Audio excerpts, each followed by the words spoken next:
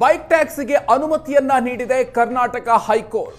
ಬೈಕ್ಗಳನ್ನ ಸಾರಿಗೆ ವಾಹನವಾಗಿ ಬಳಸಬಹುದು. ಕರ್ನಾಟಕ ಹೈಕೋರ್ಟ್ ದ್ವಿಸದಸ್ಯ ಪೀಠ ಈ ಆದೇಶವನ್ನ ಕೊಟ್ಟಿದೆ. ರಾಜ್ಯ ಸರ್ಕಾರದ ಆದೇಶವನ್ನ ರದ್ದು ಮಾಡಿದೆ ಹೈಕೋರ್ಟ್ ಪೀಠ. ಬೈಕ್ ಟ್ಯಾಕ್ಸಿ ನಿಷೇಧ ಆದೇಶವನ್ನ ರದ್ದುಗೊಳಿಸಿದೆ. ಹೈಕೋರ್ಟ್ ಈ ಆದೇಶವನ್ನು ಕೊಟ್ಟಿರೋದು. ಆಪ್ ಕಂಪನಿಗಳು ಅನುಮತಿಯನ್ನ ಕೋರಿ ಮನವಿಯನ್ನ ಸಲ್ಲಿಸಬೇಕು.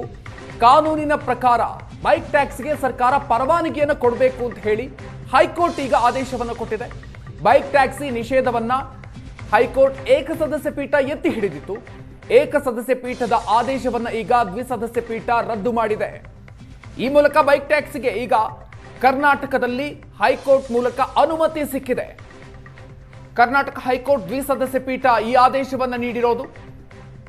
ರಾಜ್ಯ ಸರ್ಕಾರ ನೀಡಿದಂತಹ ಆದೇಶ ಸ್ವದನ್ನೀಗ ಹೈಕೋರ್ಟ್ ಪೀಠ ರದ್ದುಗೊಳಿಸಿದೆ.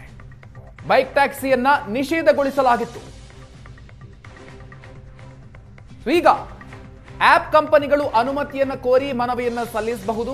ಕಾನೂನಿನ ಪ್ರಕಾರ ಬೈಕ್ ಟ್ಯಾಕ್ಸಿಗೆ ಸರ್ಕಾರ ಪರವಾನಗಿಯನ್ನ ನೀಡಬೇಕು ಅಂತ ಹೇಳಿ ಹೈಕೋರ್ಟ್ ಹೇಳಿದೆ. ಬೈಕ್ ಟ್ಯಾಕ್ಸಿ ಸಿಂಗಲ್ ಬೆಂಚಲ್ಲೂ ಅದನ್ನು ಬೈಕ್ ಟ್ಯಾಕ್ಸಿ ನಿಷೇಧ ಮಾಡಿದರು. ಆಮೇಲೆ ಡಬಲ್ ಬೆಂಚಲ್ಲಿ ಸಿಂಗಲ್ ಬೆಂಚು ಏನು ಜಡ್ಜ್ಮೆಂಟ್ ಕೊಟ್ಟಿದ್ದಾರೆ ಅದನ್ನು ಸ್ಕ್ವಾಶ್ ಮಾಡಿದ್ದಾರೆ. ಮತ್ತು ರಿಟ್ ಅಪೀಲು ಅಲೋ ಮಾಡಿದ್ದಾರೆ. ಜಡ್ಜ್ಮೆಂಟ್ ಕಾಪಿ ಬರಲಿ, ಬಂದ ಮೇಲೆ ಆಮೇಲೆ ಮಿಕ್ಕಿದ್ದು ನಿಮ್ಮ ಹತ್ರ ಮಾತಾಡ್ತೀನಿ. ಅವ್ರ ಜಡ್ಜ್ಮೆಂಟ್ ಏನು ಕೊಟ್ಟಿದ್ದಾರೆ ಅದನ್ನು ನೋಡ್ಕೊಂಡು ಮಾತಾಡ್ತೀನಿ. ನೋಡೋಣ, ಅವ್ರ ಜಡ್ಜ್ಮೆಂಟ್ ಕಾಪಿ ಕೊಡಲಿ. ಜಡ್ಜ್ಮೆಂಟ್ ಕಾಪಿ ನಾನು ಇನ್ನೂ ನೋಡಿಲ್ವಲ್ಲ. ನಮ್ಮ ಕಮಿಷನರು, ನಮ್ಮ ಸೆಕ್ರೆಟ್ರಿ ನೋಡಿ ಅದನ್ನು ಲೀಗಲ್ ಒಪಿನಿಯನ್ ತೊಗೊಂಡು.